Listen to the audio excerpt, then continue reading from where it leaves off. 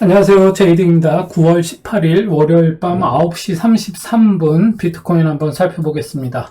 이 채널은 엘리엇 파동을 중심으로 캔들의 패턴과 모양을 살펴서 차트를 분석하고 공부하는 채널입니다. 오늘 비트코인이 드디어 이제 올라왔네요. 241선까지 올라왔고, 자, 여기 지금 오늘 양봉이 하나 만들어졌죠? 근데 지금 아직 몰라요. 우리가 중요하게 본 게 뭐였어요? 여기서 잠시만요. 확대를 해보고, 자, 이렇게 확대를 해보면 이제 여기가 요 라인이 241선이에요. 요 라인이 241선인데 이 라인을 어떻게 돌파해야 돼?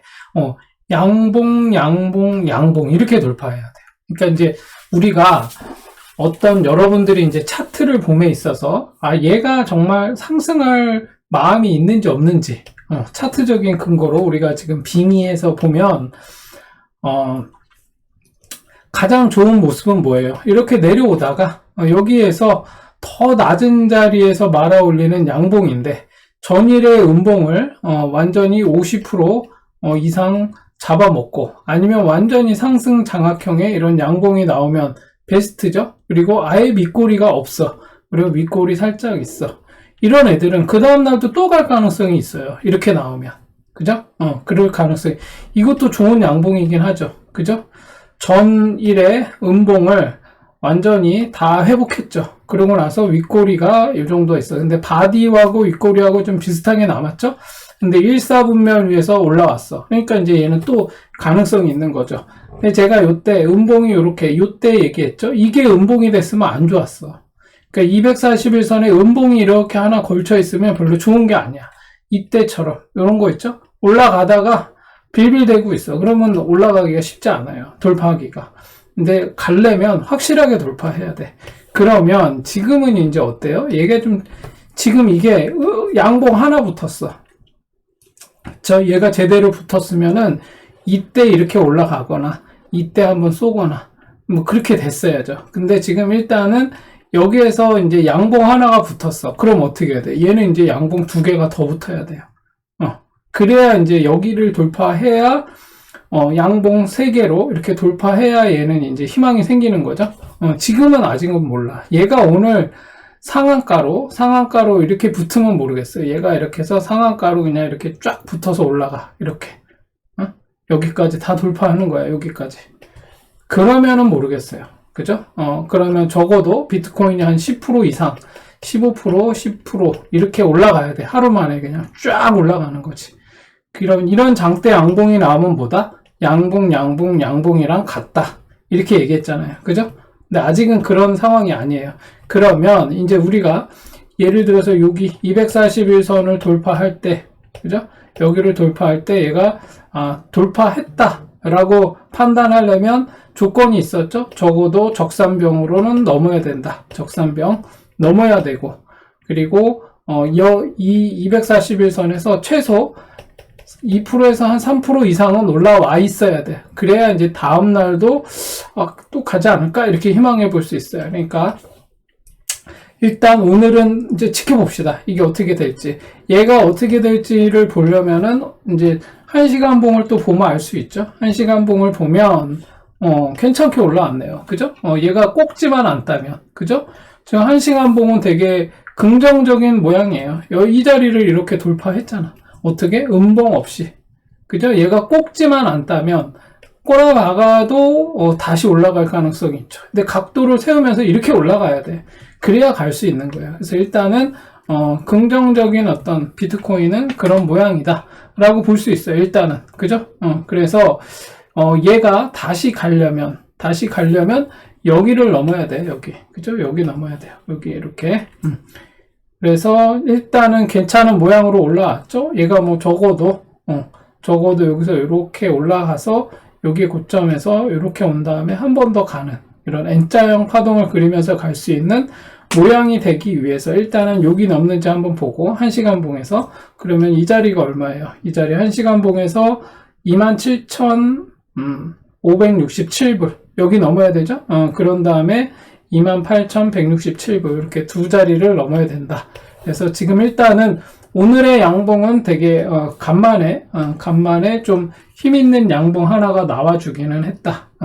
그렇게 보시면 되고, 중요한 거는 이제 얘가 적산병으로 241선 넘고 여기를 넘어야 된다. 그리고 우리가 그래도 좀 얘 이제 상승할 가능성이 있어 보이지 않을까? 희망으로 돌릴 수 있는 최소 구간은 여기에요. 그죠? 1파, 2파, 3파. 여기까지는 올라와야겠죠? 3파, 그 다음에 4파, 5파 해서 이렇게 하나 나오고, A, B, C 꼬라박고 이렇게 가야 되는 이런 모양이 나와줘야 돼. 그래야 얘가 이제 다시 3파, 새로운 이제 3파를 희망해 볼 수 있다라고 우리는 볼 수 있어요. 이게 무슨 말이냐면, 자, 얘가 지금 이게 상승 파동이야. 그러면 이제 우리는 여기를 넘어야 되는 거잖아요. 그리고 우리 과거에 32,000불 때도 넘어야 된다고 했었잖아요. 그죠? 여기 보시면 여기가 32,000불 때거든요. 여기를 넘어야 되는 상황이야. 근데 얘가 소파동에서 1파, 2파, 여기 3파를 여기까지는 넘어야 되죠. 그죠? 3파, 4파, 뭐 4파 길게 나올 수도 있겠죠? 4파, 5파 이렇게 해서 넘어오면 여기서부터 여기까지가 1파가 되는 거지. 그러면 이제 다시 2파 조정이 나오겠죠? 그죠? 그런 다음에 이제 3파가 나오는 거야. 3파. 2, 3파를 얘기하는 거야. 2, 3파. 2, 3파가 나오려면 얘가 최소 44에서 우리는 48을 보고 있는 거죠. 그죠? 그러고 나서 4파 나오고 5파 나오면 이제 61K. 여기가 이제, 만약에 올해 상승을 해준다면, 뭐, 최대 거기까지지 않겠냐. 뭐, 이렇게 희망회로를 돌려볼 수는 있습니다. 그래서, 이런 식으로 여러분들이 보시면 되겠어요. 그래서, 일단은 241선을 넘었으니 한번 지켜봅시다. 그래서, 그렇게 지켜보면 되겠고, 비트코인은 지금 주봉상, 제가 주봉으로 한번 보자고 했었는데, 왜냐하면, 주봉이 하나, 둘, 셋, 네 개. 그래서 우리가 상승이든 하락이든 두 가지의 관점을 다 중립적으로 봐야 돼요.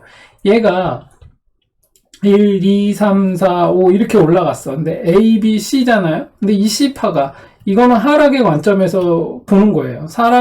하락의 관점에서 보는데 얘가 더 내려가려면 더 빠지려면 하나, 둘, 셋, 네 개에서 얘가 힘있게 내려가야 돼. 그죠? 근데 계속 여기를 못 깨고 있잖아요. 여기.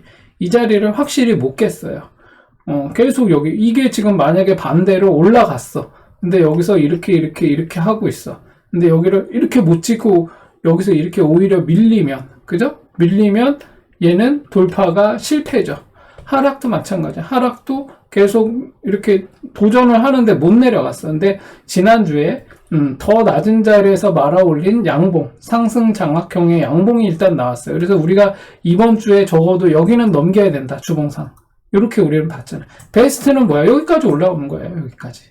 그러면은 이제 다음 주에 양봉 하나 더 붙는다고 보는 거예요. 그럼 만약에 다음 주까지 양봉 해서 이 자리, 저는 이렇게 보거든요.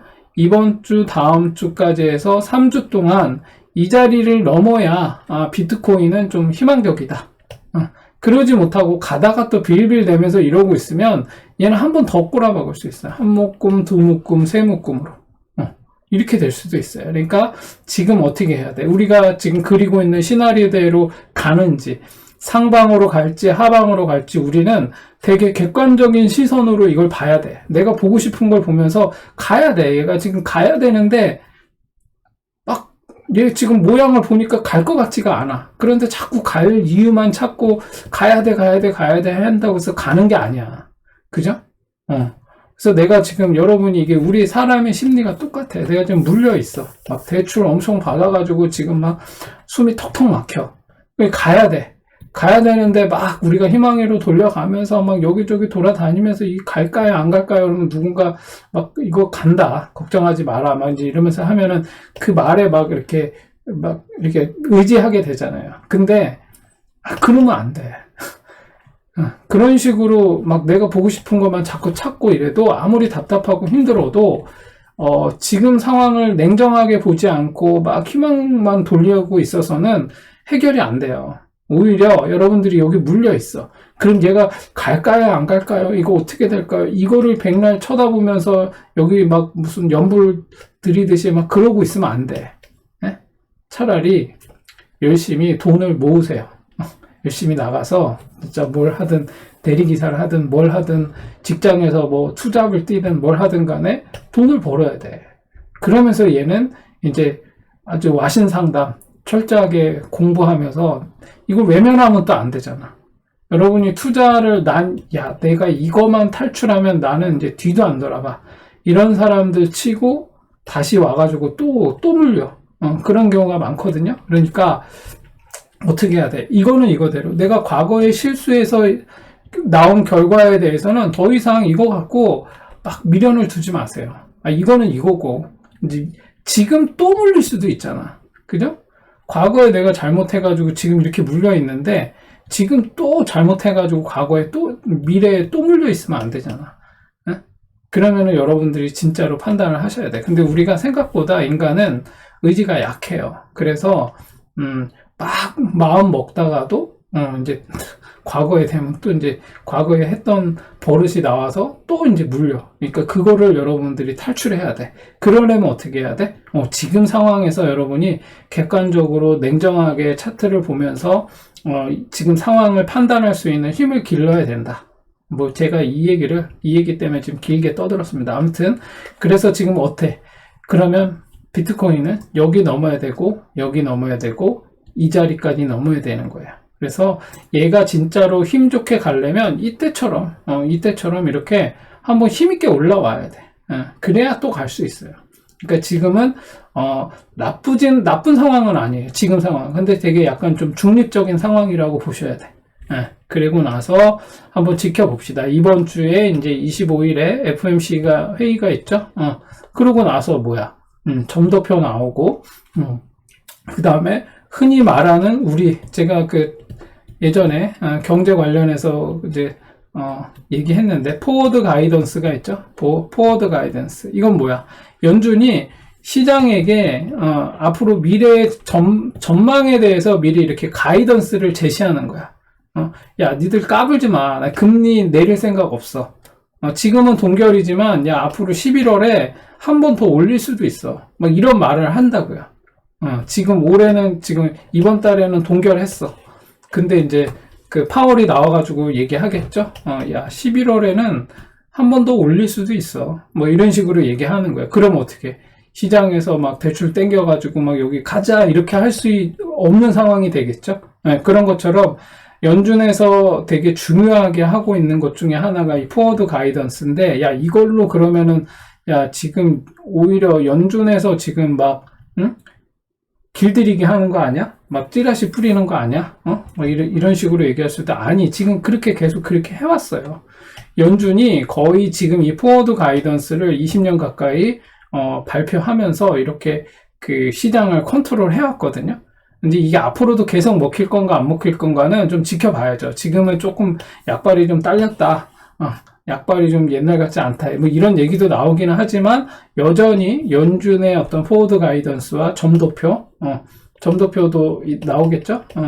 그러면 이제 그걸 가지고 이제 시장은 판단하는 거야. 이미 이번 달에는 동결이 거의 확정됐어요. 그래서 지금 지금의 이 투자 시장이 이 금리 동결이라는 것이 반영돼서 움직이고 있다라고 보시면 돼요.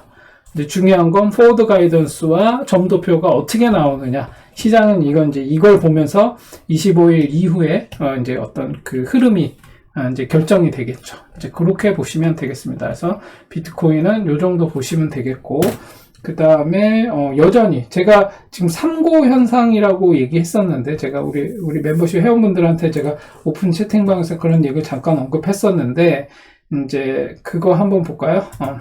10년물 채권을 보면 그죠? 지금 10년물 채권은 지금 종가로 4.34%대를 넘었어요, 지금. 그죠? 지금 얘는 그래서 이렇게 W자 형태의 이런 조정을 하고 여기를 넘을 가능성도 지금 있는 거죠. 그죠? 주봉상 보면 지금 그런 상황이에요. 그래서 얘가, 제가 2년물 채권과 10년물 채권이 있는데, 2년물 채권은 기준금리를 반영하는 것이고, 10년물 채권은 시장금리를 반영하는 거예요. 기준금리, 이렇게 보시면 돼요. 그래서 보통 지금 기준금리, 2년물 채권이 거의 5%대잖아요. 그죠? 5%대 넘었잖아. 그래서 기준금리가 10년물 시장금리보다 높아요, 지금. 얘는 4.3%대인데 얘는 5%가 넘었다고. 그러면 뭐예요? 보통은 단기금리잖아요. 단기금리가 장기금리보다 금리가 높으면 되겠어요? 안 돼요? 높으면 안 돼. 예? 근데 지금 더 높아. 지금 왜 그래? 이 FOMC 회의에서 계속 금리를 올리고 있거든요. 계속 올리고 있고 동결하거나 내리질 않아. 그러니까 당연히 강하지. 시장금리는 어때? 얘도 높기는 하지만 기준금리보다는 지금 낮은 상황이에요. 근데 여전히 지금 채권이 4.3%야. 그러면 지금 여러분 같으면은 채권을 사겠어요? 매도하겠어? 지금 사야 되는 시기야, 지금. 채권을, 미국 국채는 지금은 사야 되는 시기야. 이거 4.3%짜리, 이거를 지금 사면 10년 동안 매년 4.3%의 이율이 들어오는 거야. 지금 저기보다 낫잖아. 은행 이자보다 훨씬 낫잖아. 그죠? 그래서 기관들이 여기 이걸 사겠어요? 안 사겠어요? 살려고 하겠지. 그러니까 수요가 늘어나면 계속 오를 수밖에 없어. 그죠? 그러면 어찌됐거나 시장 금리는 지금 계속 오르고 있다. 이렇게 보시면 되겠고, 그러면 채권 가격은 어떠겠어요? 채권 가격은. 채권 가격은 당연히 떨어지겠죠. 그래서 과거에 이 10년물 채권을 보유하고 있는 사람은 어떻게 했어? 계속 매도를 하겠죠. 그죠? 들고 있으면 점점 계속 똑같으니까. 그렇게 되고 있는 거예요. 그러면 수익률이 올라가면 올라갈수록 역외관계라 그랬죠. 채권의 가격은 떨어질 수밖에 없다. 그러면 매도 물량이 나오고, 이렇게 되면 또 이제 이거를 누군가 사니까 이제 또 매도도 나오고 하는 거죠. 그런 상황이라고 보시면 돼요. 그럼 이제 지금 이 상황을 보면 어떻게, 결론적으로 뭐야? 금리가 높다, 지금. 금리가 높다예요. 그죠? 그리고 그 다음에 또 뭐가 있죠? 지금 이제 채권은 이렇다고 치면 되고, 지금 뭐 2년물 채권도 한번 잠깐 볼까요? 2년물 채권도 지금 높아요. 지금 이제 꼭지 따는 모양 나왔네. 그래서 2년물 채권은 지금 종가로 5.06이네요. 5%네, 5%. 이제 지금 장단기 금리 차는 살짝 좁혀지기 시작했어요.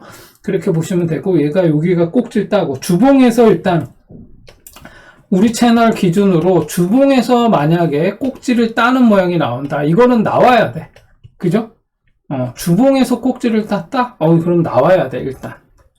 다시 들어가는 한이 있더라도, 일단 주봉에서 꼭지를 따면 뭐예요? 여기서 꼭지를 따면, 재차 이 꼭지의 이 고점을 돌파하기 전까지는 절대로 접근하면 안 돼.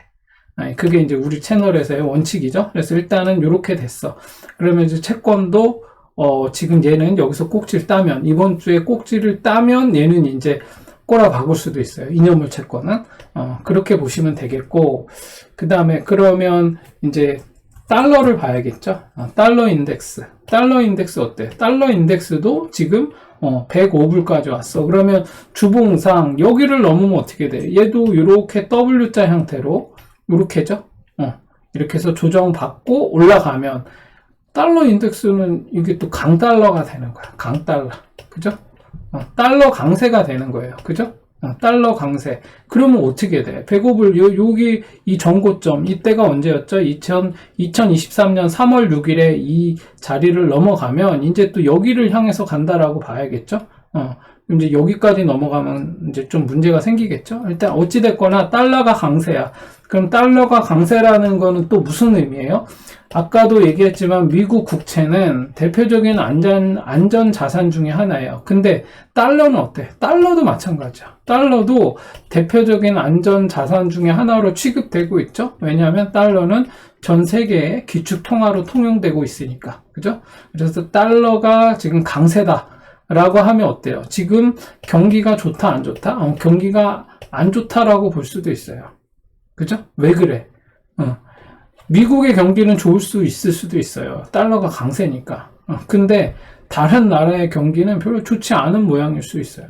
왜냐하면 이 안전 자산인 이 달러를 자꾸 달러 수요가 있으니까 가격이 오르는 거잖아요. 그죠? 어떤 모든 우리 이 세상에 존재하는 것들의 가격, 재화, 뭐 어떤 그런 가치, 가격을 결정하는 거는 수요와 공급이라 그랬죠.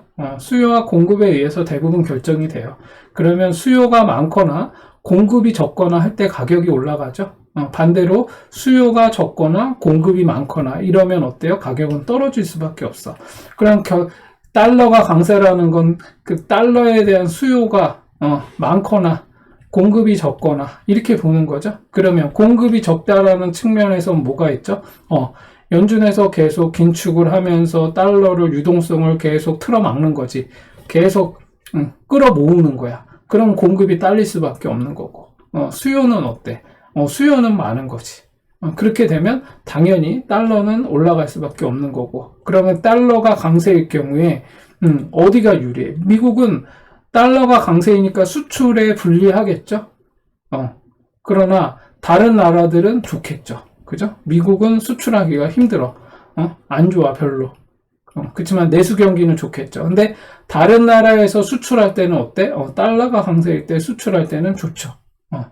확률, 뭐 수익적인 구조 측면에서. 그러니까 지금 그런 상황이에요. 그래서 미 국채, 다시 정리하자면, 자, 미 국채가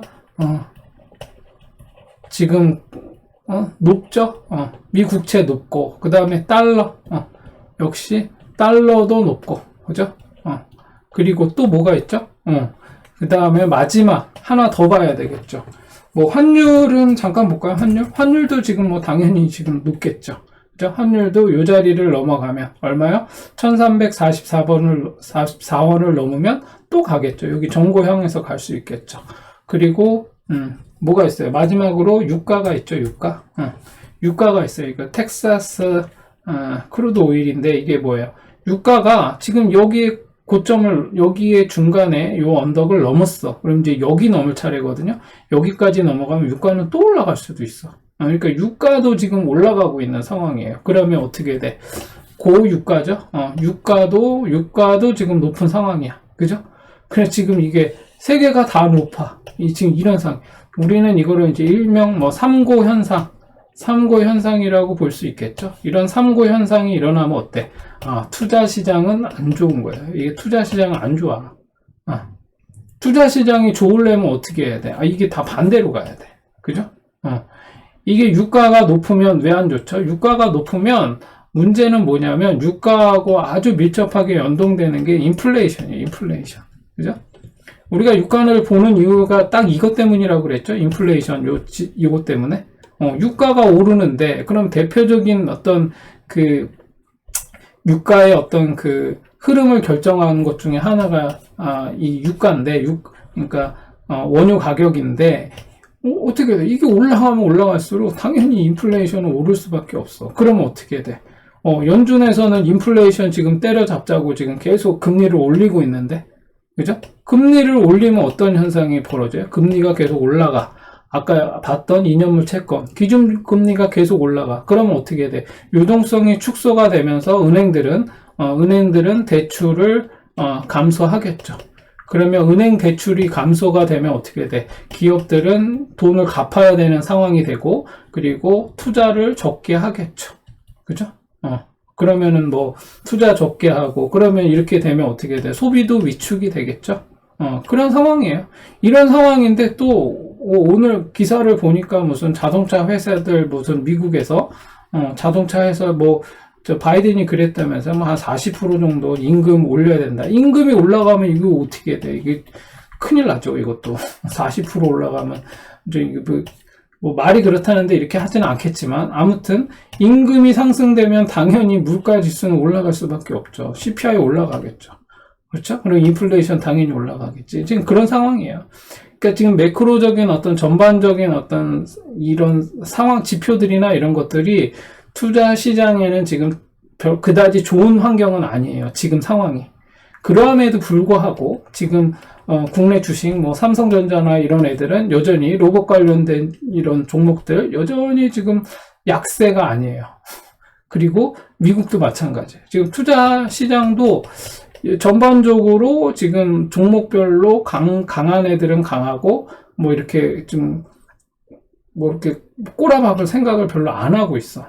그래서 지금 이제 그러고 있지만, 그러함에도 불구하고 우리는 이런 전반적인 어떤 시장 환경이 지금 여건이 막 가자 외칠 수 있는 그런 상황은 아니니까, 너무 여러분들이 막 큰 돈을 가지고 막 지금 막 뭘 이렇게 지금부터 모으겠다, 아니면 뭐 하겠다, 뭐 이런 식으로 하시는 것보다는 개별 종목에 적절히 타점을 보고 대응하는 그런 식의 어떤 지금은 투자 어떤 그런 전략을 세워야 여러분들이 크게 물리는 일이 없겠다. 제가 오늘 보니까 하이파이 마이너스 60% 정도 빠졌더라고요. 아니, 그러니까, 막 올라가는데, 이거 더 가지 않을까? 야, 거래량이 이만큼 나왔어. 그럼 더 가지 않을까? 이런 거는 그냥 희망회로야. 여러분, 거래량은 우리가 그냥 지표로 살피는 거야. 예를 들어서 1, 2, 3 나오는데 이 3파의 이 구간에서 거래량이 많이 붙어야 돼. 그래야 이게 3파일 가능성이 높거든요. 그렇기 때문에 이거 거래량을 살피는 거지, 거래량이 높다고 무조건 가는 게 아니야. 언제 갈지 몰라. 그러니까 거래량이 붙었다고 가자 막 이러면서 막 그냥 무모하게 들어가면 안 된다.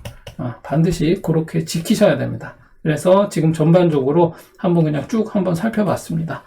이런 거 꼭 명심하시고 이번 주에 어떻게 흘러가는지 이런 것도 여러분들이 신중하게 좀 판단하셔가지고 지금은 이제 제가 판단하기에는 김치코인이 어제까지 한번 막 이렇게 난리 치다가 이제 한번 이제 김치코인들이 이제 다 꼬라박고 이제 수익 실현을 하고 이러면서 이제 그러고 있다가 이제 다른 애들이 이제 조금씩 올라오고 뭐 이런 어떤 그 전개가 일어나지 않을까, 뭐 저는 그렇게 조심스럽게 생각을 해봅니다. 그러니까 신중하게 잘 판단하셔서 차트를 보고 매수 타점 안 하면 매수 안 하는 거예요. 그게 기본이에요. 그렇게 하시고 또 내가 매수 타점을 놓쳤어. 막 쪼아보다가 막 밤에 자고 있는데 올라가면 그거 어떻게 따라 들어가? 내가 그걸 자동으로 그냥 거기에 매수를 걸어놓지 않는 한은 못하죠.